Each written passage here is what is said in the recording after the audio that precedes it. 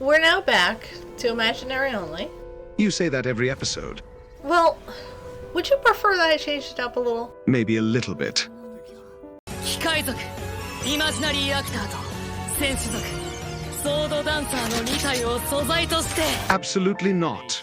Do you want to get copyright struck? Okay. I got a better idea. Well, could you take the initiative? Take the amplified and the reversal, then smash together those two different expressions of infinity to create imaginary mass. Imaginary technique, hollow purple. Ugh, don't encourage her.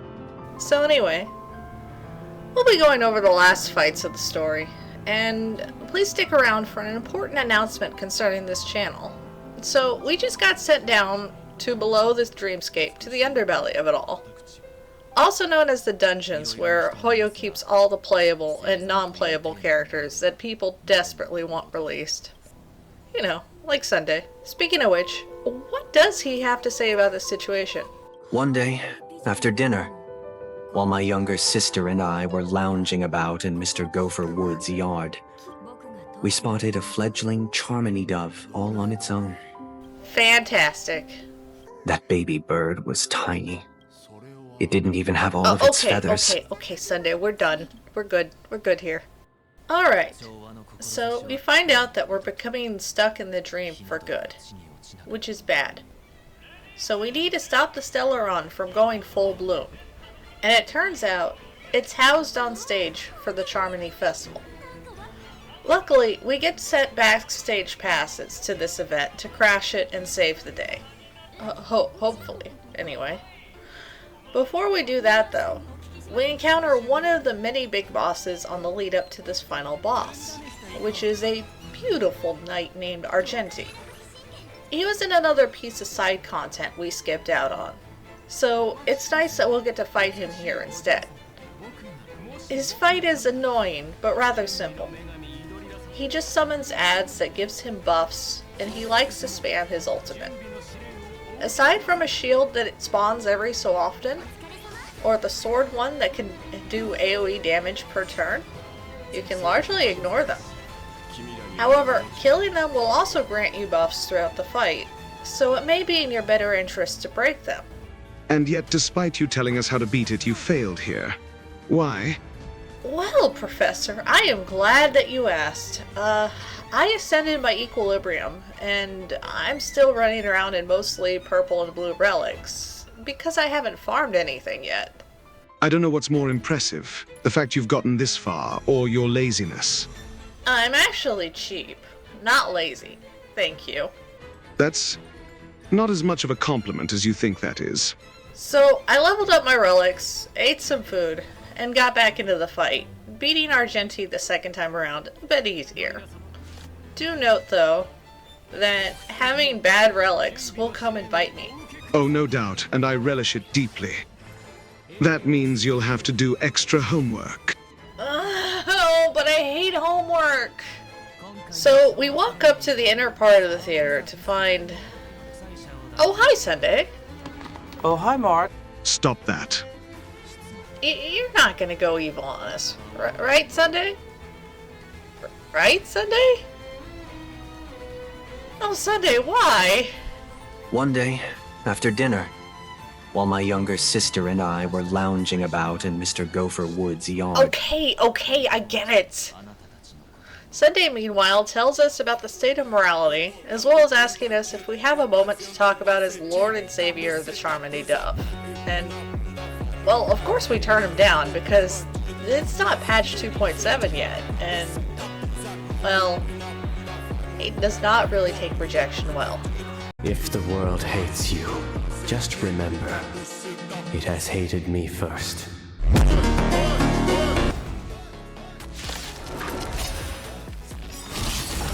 So now we're in another big boss fight. The ghost from the Christmas Carol. Really? That got a laugh out of you? That was a dad joke as there ever was. No comment. So anyway, the past, present, and eternal show is a relatively straightforward fight. They share a break bar and a health bar, and they spam dots and debuffs. One of the debuffs is a bit annoying, however, for obvious reasons. No more questions. This interview's over. I've got 2 words for you, kid. Fucking sleep. 0 points. Also, watch your language. Alright, I didn't say it though. No, but you added it in. Anyway, this grueling fight is just to stay awake. We're done here Sunday, right? We don't have to continue this. You'll come home in the first 10 pull in patch 2.7, right? Like, I won't have to go out and do extra farming. Sunday, please. I don't want to hear about that Charmony Duff again. How careless of me. I nearly gave a fuck.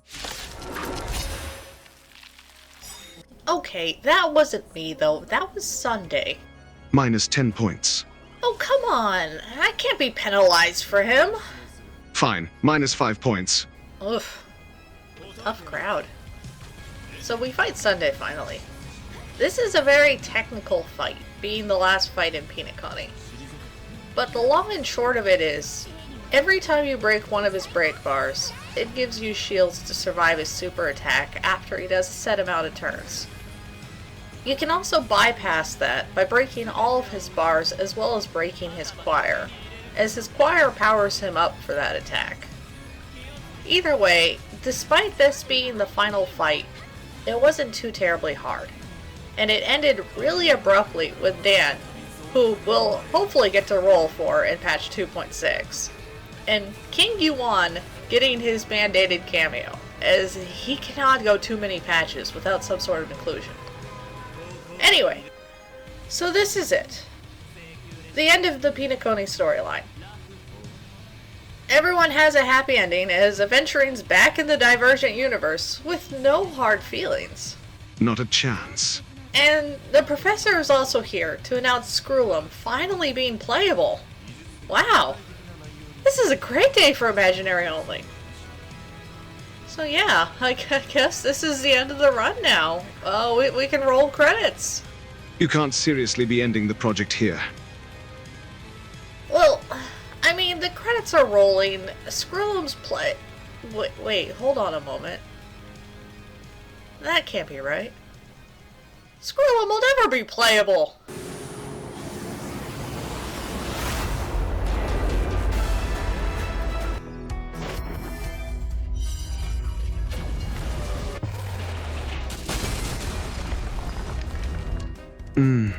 Watch this video age like milk in the next version.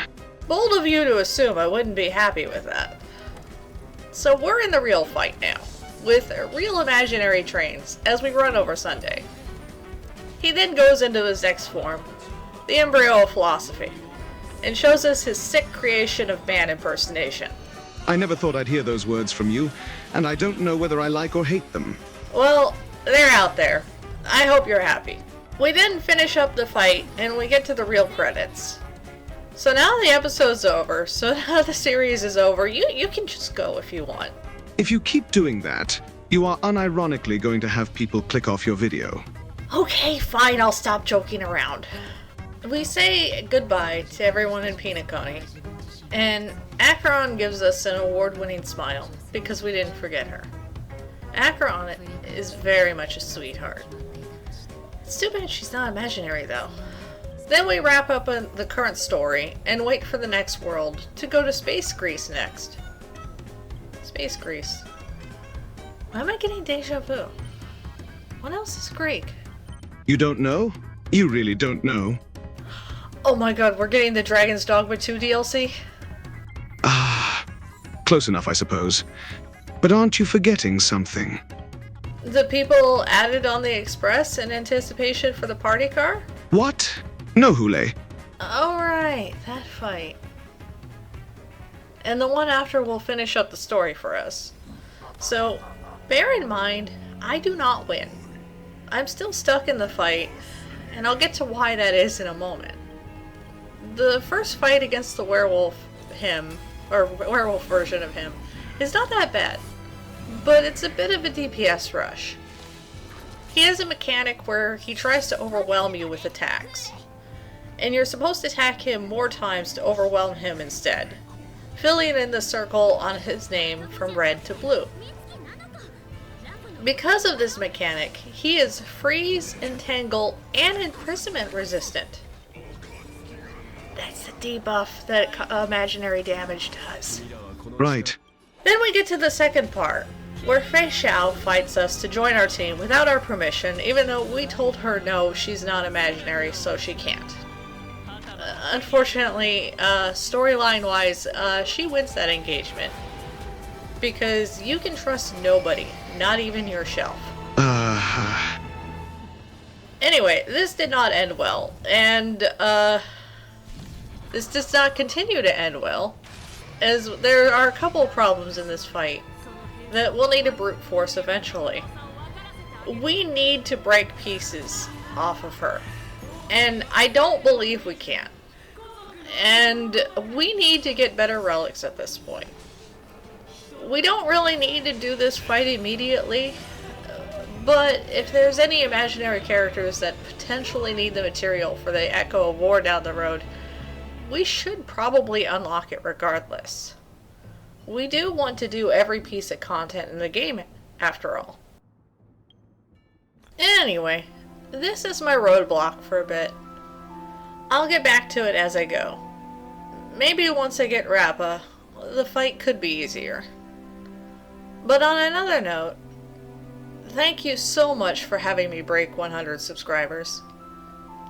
I'm overwhelmed with honor for this, and if you made it to this far in the video, thank you. I plan on live streaming my polls for Rappa and Dan if you'd like to join me, and I'll schedule it for the next few days. Either way, like, subscribe, or don't, I'll continue to be a menace to society and make hopefully entertaining videos. And I'll continue to grade your progress and make sure you do your homework.